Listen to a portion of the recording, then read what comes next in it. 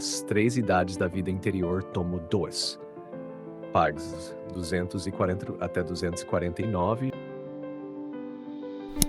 O amor de Jesus crucificado e de Maria na vida unitiva. No mundo tereis tribulações, mas tende coragem, eu venci o mundo. Evangelho segundo São João, capítulo 16, versículo 33. Os quietistas afirmaram que a santa humanidade do Salvador seria um meio útil de santificação apenas nos primeiros estágios da vida espiritual. Santa Teresa de Jesus, ao contrário, insistiu de modo particular neste ponto, que não devemos, por conta própria, abandonar na oração a consideração da humanidade do Salvador, pois ela é o caminho que conduz as almas à sua divindade. Ao tratar da condição das almas que se encontram na sexta morada, capítulo 7 de seu Castelo Interior, Santa Teresa escreve: Pode-vos parecer que quem goza de coisas tão elevadas já não medite mais nos mistérios da sacratíssima humanidade de nosso Senhor Jesus Cristo, pois estaria todo imerso no amor. Penso, ainda que já o tenha dito várias vezes, que devo repetir aqui para que caminheis com muita prudência neste ponto. E veja bem que ouso afirmar, não acrediteis em quem vos disser o contrário. Como poderíamos nos afastar de propósito daquele que é o nosso maior bem-remédio, a sacratíssima humanidade de nosso Senhor Jesus Cristo? O próprio Senhor nos diz que é o caminho. Evangelho segundo São João, versículo 6. E também afirma ser a luz, Evangelho segundo São João, capítulo 8, versículo 12, e que ninguém pode ir ao Pai senão por ele. Evangelho segundo São João, capítulo 14, versículo 6. Há algumas almas, e não são poucas, que, ao serem levadas por Nosso Senhor à contemplação perfeita, gostariam de permanecer sempre nesse estado. Mas isso não é possível, pois creiam em mim e não se percam tanto, como já disse em outra parte, pois a vida é longa e nela existem muitos trabalhos. Precisamos olhar para nosso modelo, Cristo, e ver como ele passou por tudo isso. E também observar os apóstolos e os santos, para que possamos suportar as provas com perfeição. Jesus, o bom Jesus, é excelente companhia, e não devemos jamais nos afastar dele e de sua Santíssima Mãe. Eu vos digo, filhas, que considero perigoso o caminho daquele que se afasta dessas verdades. O demônio poderia vir e fazer com que se perca a devoção ao Santíssimo Sacramento. No mesmo sentido se expressa a Santa Catarina, que não cessava de falar do valor do precioso sangue do Salvador, a vitória de Cristo e sua irradiação. Todos os santos repetiram muitas vezes as palavras de São Paulo: Cristo é a minha vida e a morte é para mim uma verdadeira conquista. Desejo partir deste mundo para estar com Cristo. Carta aos Filipenses, capítulo 1, versículo 21, que, assim como o uso das armas é a vida do soldado de Santo Tomás de Aquino, e o estudo é a vida do sábio, Cristo foi a vida dos santos, o objeto permanente de seu amor e a fonte de suas energias. Disse São Paulo aos Coríntios: os judeus pedem sinais milagrosos, os gregos buscam a sabedoria, mas nós anunciamos Cristo crucificado, escândalo para os judeus, loucura para os gentios. Contudo, para os que foram chamados, tanto judeus quanto gregos, Cristo é poder de Deus e sabedoria de Deus. Primeira carta aos Coríntios, capítulo 1, versículos 22 a 24. Não me esforcei por saber outra coisa entre vós, senão Jesus Cristo e este crucificado. Primeira carta de São Paulo aos Coríntios, capítulo 2, versículo 2. O apóstolo retorna ao mesmo tema ao escrever aos Efésios: que o Deus e Pai de nosso Senhor Jesus Cristo vos conceda o espírito de sabedoria e de revelação, para que o conheçais plenamente, iluminando os olhos do vosso coração, para que saibais qual é a esperança a qual fostes chamados, quais as riquezas da glória de sua herança entre os santos, e qual a suprema grandeza de seu poder sobre nós, os que cremos segundo a eficácia de sua força poderosa que ele exerceu em Cristo, ressuscitando-o dos mortos. Carta de São Paulo aos Efésios, capítulo 1, versículos de 17 a 20. Que Cristo habite pela fé em vossos corações, estando enraizados e fundados na caridade, para que possais compreender com todos os santos qual é a largura, o comprimento, a altura e a profundidade deste mistério, e conhecer também o amor de Cristo, que supera todo conhecimento, para que sejais plenamente preenchidos com a plenitude de Deus. Carta de São Paulo aos Efésios, capítulo 3, versículo 19. Todos os santos viveram, até o fim de sua vida na terra, contemplando a paixão do Senhor. De modo especial, aqueles que mais fielmente reproduziram a imagem de Cristo crucificado, como São Francisco de Assis, São Domingos de Gusmão e mais próximos de nós no tempo, São Paulo da Cruz e São Bento José Labre. Na via unitiva, tornam-se cada vez mais visíveis as imensas riquezas espirituais da alma santíssima do Salvador, de sua inteligência, de sua vontade, de sua sensibilidade. Destaca-se com mais clareza sua santidade inata, substancial e incriada, pois ela é constituída pela própria pessoa do Verbo, que íntima e eternamente possui a alma e o corpo que por nós padeceram. Reconhece-se também o valor da plenitude de graça, de luz e de caridade que descia do Verbo eterno sobre a alma santa de Jesus. Essa plenitude era fonte de paz absoluta, de uma atitude perfeita já nesta vida, e ao mesmo tempo origem da intensidade dos sofrimentos de Cristo, sacerdote e vítima. Pois esses sofrimentos tinham a mesma medida, a mesma profundidade e extensão do amor que ele nutria pelo Pai ofendido e pelas almas que vinha redimir. Na via unitiva, a alma compreende com clareza cada vez maior a grande vitória que Cristo alcançou durante sua paixão e na cruz. A vitória sobre o pecado e sobre o demônio. E, 3 dias depois, a vitória sobre a própria morte. O valor dessa vitória provém do ato de amor teândrico, isto é, um ato de amor humano divino, que, por ser da pessoa divina do Verbo, possuía um valor intrinsecamente infinito de reparação, suficiente para nos merecer a vida eterna. Esse ato de amor da alma santíssima do Salvador era mais agradável a Deus do que todos os pecados juntos poderiam lhe ser desagradáveis, pois vinha da própria pessoa do Filho, igual ao Pai em divindade. Seu valor ultrapassava todos os méritos de todos os homens e anjos juntos. Era igual ou até superior à recompensa merecida, a vida eterna de todos os eleitos, resgatados pelo sacrifício da cruz. Um valor sobreabundante. Por isso, pôde dizer nosso Senhor: coragem, eu venci o mundo. Evangelho segundo São João, capítulo 16, versículo 33. E em tempos de calamidades e perseguições, que grande consolo é pensar que Cristo crucificado já conquistou a vitória definitiva. Resta-nos apenas nos entregarmos a Ele, para vencermos com Ele e nele. A luta continua sobre a terra, mas a vitória já foi alcançada por aquele que é cabeça e senhor do corpo místico do qual nós somos membros. Durante a via unitiva, a devoção à paixão do Salvador vai se transformando em devoção a Cristo glorioso, vencedor do pecado e do demônio pela cruz. Assim proclamam os hinos da Semana Santa. As bandeiras do Rei se desenrolam, resplandece o mistério da cruz. A vida nela enfrentou a morte, e pela morte nos trouxe a vida. O mistério da cruz, do amor de Deus e da devoção mariana. Tradução e adaptação do espanhol ao português do Brasil. Ó Trindade, ó fonte de salvação, que todos os espíritos te louvem, pois da cruz nos deste a vitória, concede-nos agora o prêmio da glória eterna. Amém. Avançam os estandartes do Rei, resplandece o mistério da cruz pela qual a vida venceu a morte, e pela morte nos trouxe a vida. A ti, ó fonte da salvação, Trindade Santa, todo espírito te glorifique. Aqueles a quem concedes a vitória da cruz, concede também a recompensa eterna. Amém.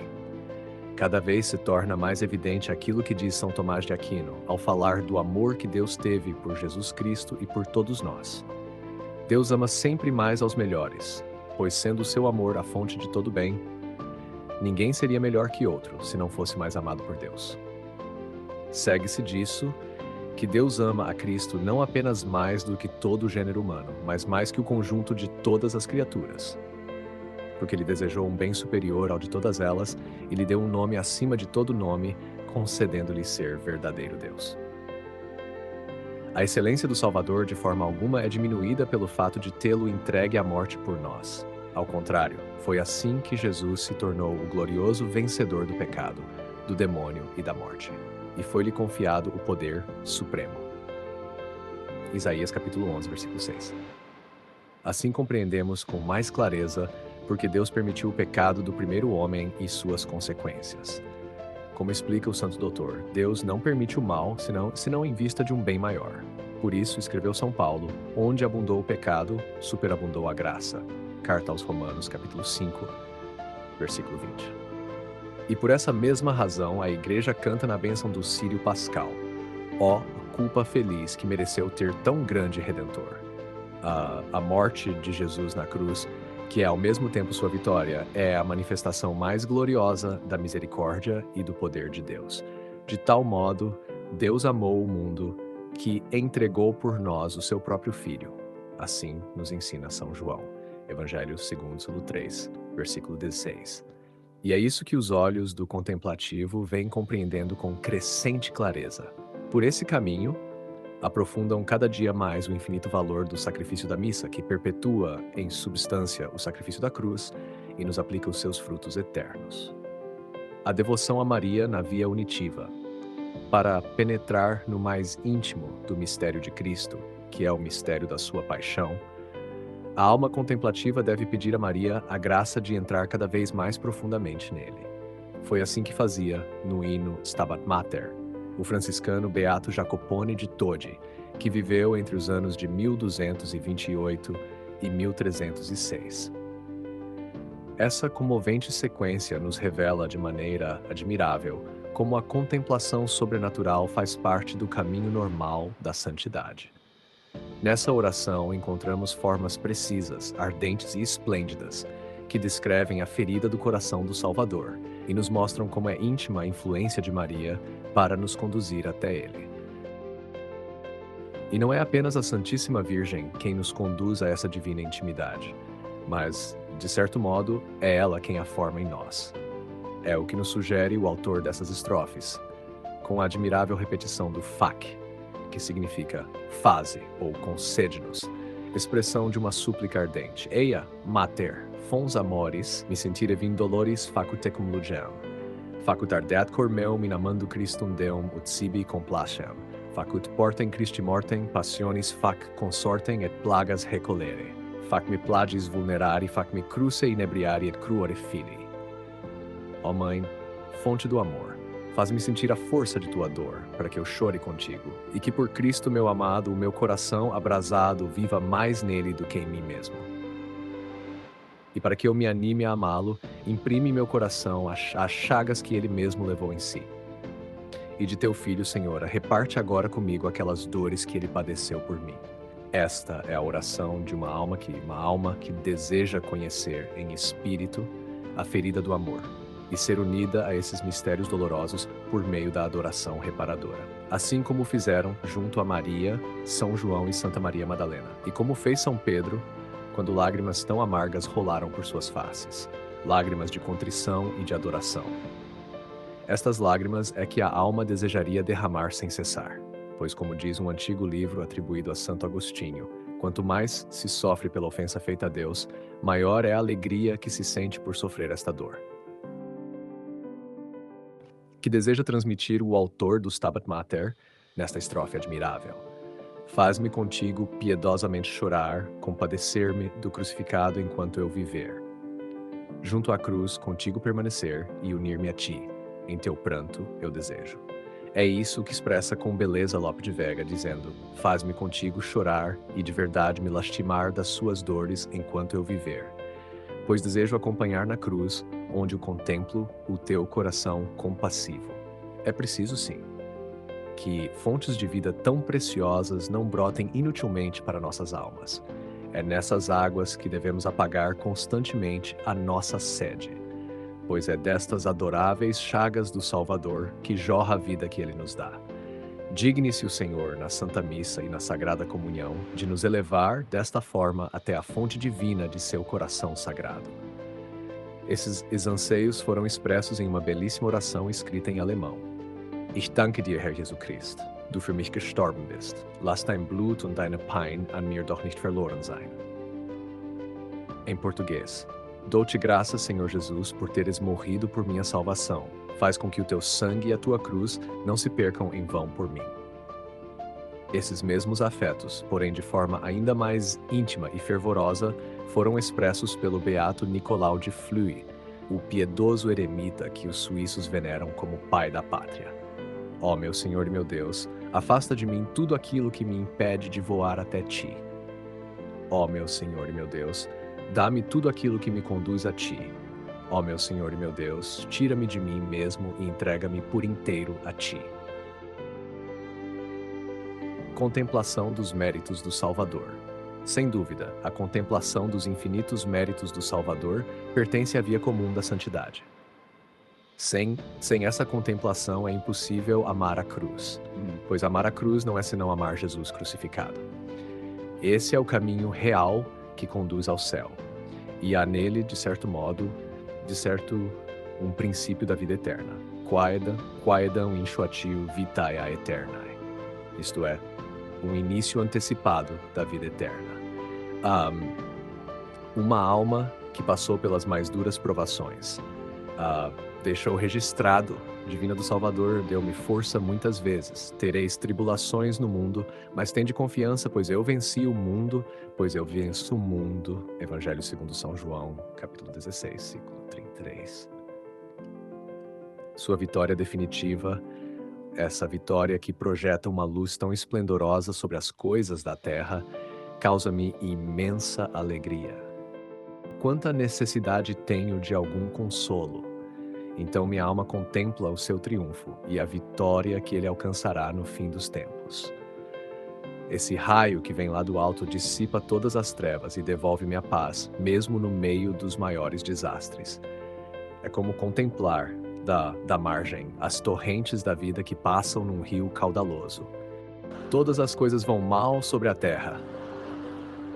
Os alicerces do universo vacilam, mas ele, o Senhor, permanece inabalável, imutável em sua bondade.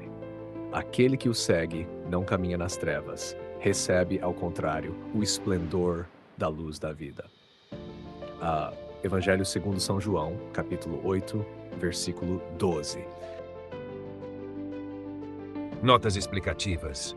O amor de Jesus crucificado e de Maria na vida unitiva. Trecho de As Três Idades da Vida Interior, tomo 2, página 234. Quietismo. Doutrina condenada pela Igreja no século XVII. O quietismo propunha um abandono passivo da vontade na oração, rejeitando os meios exteriores como os sacramentos ou a humanidade de Cristo. Santa Teresa de Jesus. Carmelita reformadora e doutora da Igreja. Ela insistia que, mesmo nas etapas avançadas da vida espiritual, não se deve abandonar a meditação sobre a humanidade de Jesus, pois ela é o caminho que conduz à união com Deus. As moradas de Santa Teresa. No livro Castelo Interior, Santa Teresa descreve 7 etapas de crescimento espiritual, chamadas moradas. A 6ª morada é marcada por grandes provações interiores e intensas graças místicas. Expressões luz, caminho e vida em João 14, 6 e 8, 12.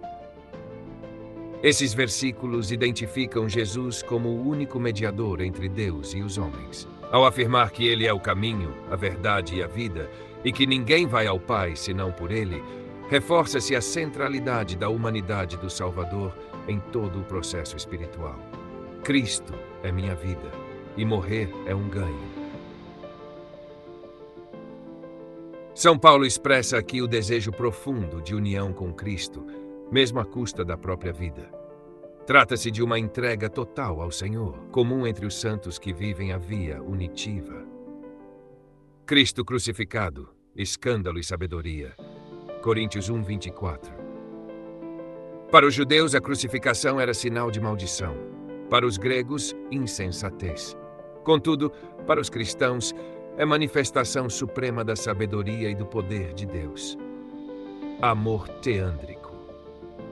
Refere-se ao amor da alma de Jesus, unida hipostaticamente à pessoa divina do Verbo. Este amor possui valor infinito por estar enraizado na divindade.